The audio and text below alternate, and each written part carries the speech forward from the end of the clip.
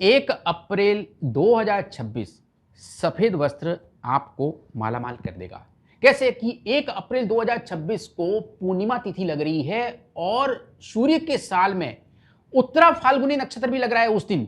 और आपने यदि सफेद वस्त्र पहन लिया तो चंद्रमा के साथ साथ आपने उस दिन नए फाइनेंशियल ईयर में शुक्र ग्रह को भी मजबूत कर दिया कुंडली के अंदर।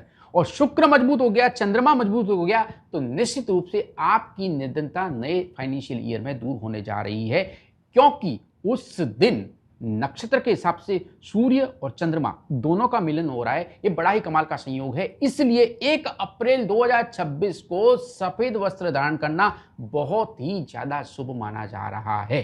वीडियो को अपनों के साथ शेयर जरूर कर देना जो भी फाइनेंशियल सिचुएशन से बेहद परेशान है या कर्जे में डूबे हुए हैं, जिनका आप भला देखना चाहते हैं, जिनको आप अमीर बनना देखना चाहते हैं, उनके साथ ये वीडियो जरूर शेयर करिएगा। और हाँ, कमेंट करिए आई एम रिच।